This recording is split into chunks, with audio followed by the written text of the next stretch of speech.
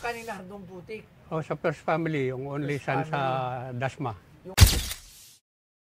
Si Nardong Putik, isa siyang Robin Hood type, di ba? Ganun siya. Kilala siya sa Most Wanted.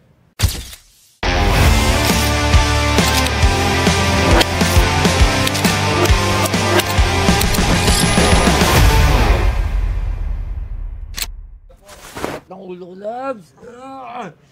No? Uy, may bisita. Ay, magandang hapon. Magandang hapon po. Magandang hapon po. Sir, magandang hapon po. Taga saan po sila? Taga Dasma, Cavite po kami. Dasma, Cavite, o lugar. Parang kilala kita. Siyempre po, member ako ng Geng Club. Oh, member pala ng Geng Club. Kasama ka ng Grand Ride. Yes, nandun ako. Oo. Si Sir. Ako po yung anak ni Nardo. Anak ni Nardo. Nardong Putik po. Nardong Putik. Oh, na Ako yung junior. Junior. sa First Family. First family ka, oh. Okay, magkakasama lang po. Kaibigan po si Oran. Anak ka ni Nardong Putik. Oh, sa First Family, yung only First son sa Dasma. Yung unang pamilya, syempre, first family nga. Ano po pangalan niyo? Junior May- ka po, junior? Junior. May junior din sa Bacau. Kapatid ko. Bakit ganun? Ba't Dapat ang the junior? second. Junior din binigay ng tatay. Oh. Ayaw mawala yung pangalan. So, ano ang tunay ng pangalan ni Nardong Putik? Leonardo Manicio. Leonardo Manicio. Ang tatay, Malihan ang middle name. Oh. Leonardo Malihan Manicio. Okay, so kilala Ako na ba? naman, Leonardo Nolasco Manicio. Parang meron na tayong Nardong Putik dati. Yeah. Meron ba tayong Nardong Putik dati? Merong... Alin? Yung damit daw. Yun nga, napanood ko yun eh. Kaya nag-comment ako, hindi totoo yun. Totoo, scam Kaya yan andito pala. ako ngayon, Ay, may personal. bigat ng milyon? Tama Yung ba? t-shirt? Oh, parang ganun. Personal ko sasabihin na hindi totoo yun. Ito, kasi marami pala nun sa bundok ng Tralala. Oh, tapos talaga. Yung pag Holy Week, yung may bundok ng Tralala, yung mga ganon, yung may mga orasyon-orasyon. Mm. Oo, doon may nabibiling ganon. Sa kaya po. Okay, ano ang iyong dala sa amin ngayong araw na to? Kung mahalaga sa yung buhay ng tatay para maalala ng mga susunod na henerasyon, Si Nardong Putik, isa siyang Robin Hood type, di ba? Ganun siya. Kilala siya sa Most Wanted. Naging most public enemy. Tapos, yan ang mga alam ko yan, public enemy siya. Pero, sinasabi nga, di ba, robbery yan, robbery. So, sinasabi, every time na, kunyari may nagagawa siya, pero doon sa lugar niya, parang Robin Hood siya. mahirap naman ako ang magsabi dahil pamilya ko yun eh. Dugo ko yun. Pero eh. ano ba, ganun ba? Mabuti yung ibang tao magsabi. Pero yung mga na-witness ko, kasi 15 years old na ako noon eh. Oo. Noong mangyari. Malaki ka na. Oo. Oh. Kaya may mga na-witness akong humingi ng tulong na natulungan niya. Meron namang hindi natulungan dahil patas na desisyon. Tulad yung nakarnap yung kotse. Ginastusan ng karnaper. Sabi ng tatay, ibalik nyo na lang yung nagastos para makuha nyo sa sasakyan nyo. Oo. Medyo bulok na yung kotse nila. Sabi niya, hindi naman ganun presyo ng kotse namin eh. Sabi, pasensyaan po, naghirap yung mga tao, hindi namin may babalik yung sasakyan nyo. Pero matanong ko lang, totoo po ba ang myth ng isang Nardong Putik? Kasi parang myth siya eh. So, sabihin ng myth, it's not, kumbaga, hindi siya fact. So, myth parang, kasi may anting-anting eh. So, pwedeng kwento lang. Kuro-kuro. Yes, oo. Kasi sinabi mo, yung fictional, di ba? Totoo ba yung agimat talaga ni Nardong Putik? Yung anting-anting, totoo yun. Bakit totoo? Kasi nag-Muslim na ako eh. So, itinuro sa Islam na yung anting-anting ay totoo. Pero, galing sa demonyo. Para iligaw ka at siya ang sundin mo. Wala kang power. Wala kang dapat asahan kundi yung nag-iisa sa taas. Yung Panginoon. Wala kang So, ibang. Ano naman yung kwento, bago tayo pumunta dyan sa item mo, ano yung kwento na tatanda mo na nagawa ng isang Nardong Putik, ng si tatay?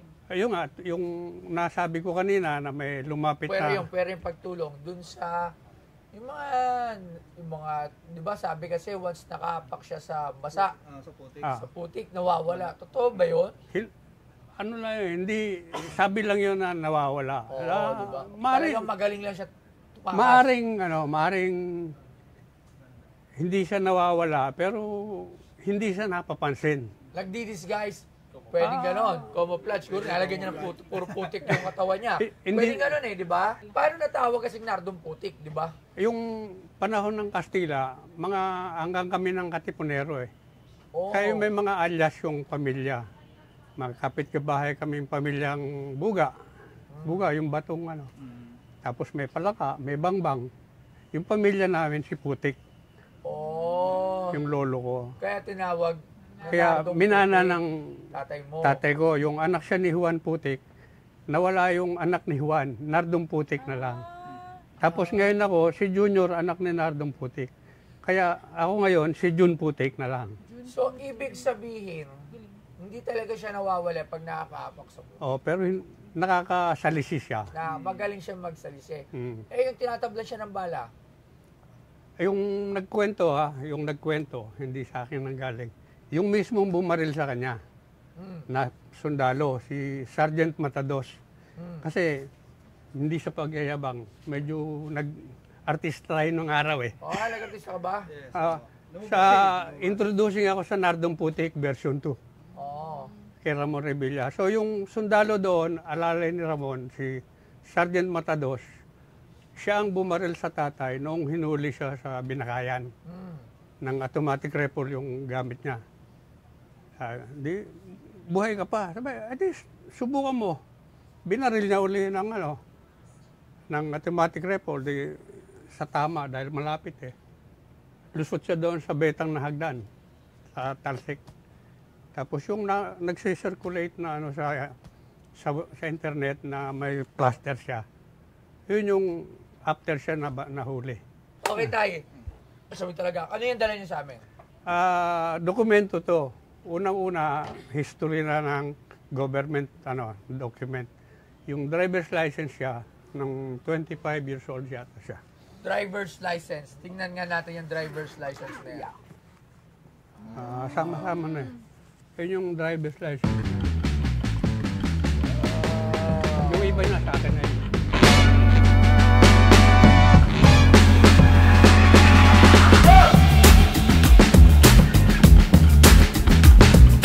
Leonardo Manicio o Nardong Putik ay pinanganak sa Dasmariñas, Cavite noong taong 1925.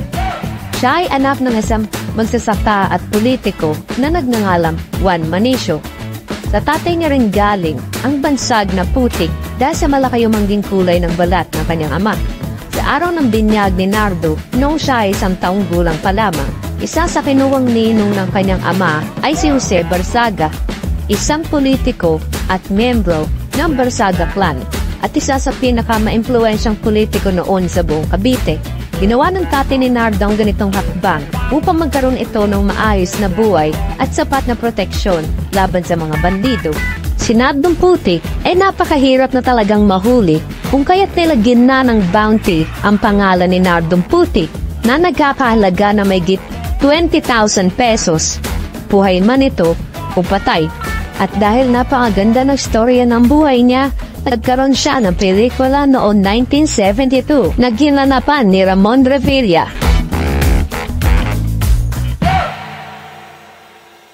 So, Ito kanino to? sa akin yan. So, Yun lang kanya. Ito kanino to? Sa akin din. Pulis ka rin dati? Militar. Bang lang militar ka. Opisyal ako ng Philippine Constabulary. Ito, sino to? Ayan, sila. Yan ang tatay. Saan dyan? Sa gitna. Makita. Nagpulis ba si Sa Muntinlupa yan. Nagpulis ba siya? Police dash na yun. Oh, yung pulis siya bago siya naging bago siya na-wanted. Wow. Ganda nito ah. Ang ganito sa museum ah. Kasi para manatili.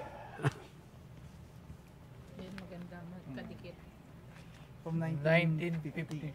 Student permit. 1 peso. Ang tanong, pagkano naman?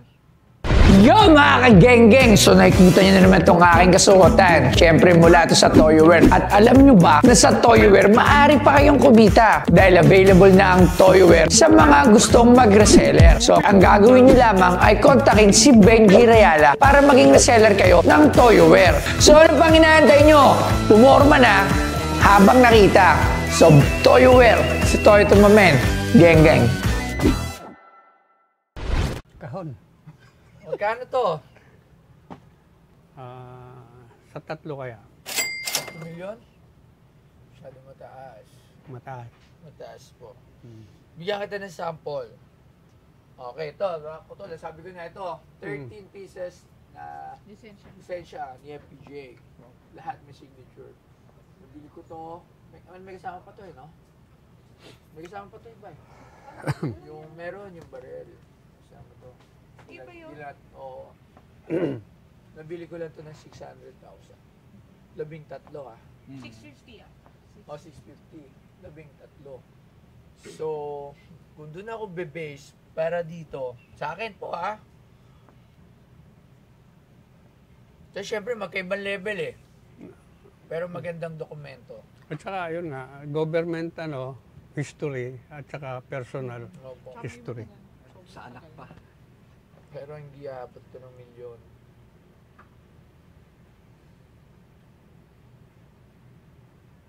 $80,000. Pwede po kayong tumahan. Ay, tumahan. Yun yung Hindi mo pa isara. magkano? Sarado mo na sa isa. Magkano? Na? Hindi. 80,000 nga lang. 80,000 nga lang pala. Oo, 80,000. Hindi, gusto niyang 100. Hindi. 1 milyon sinasabi yata ni tatay.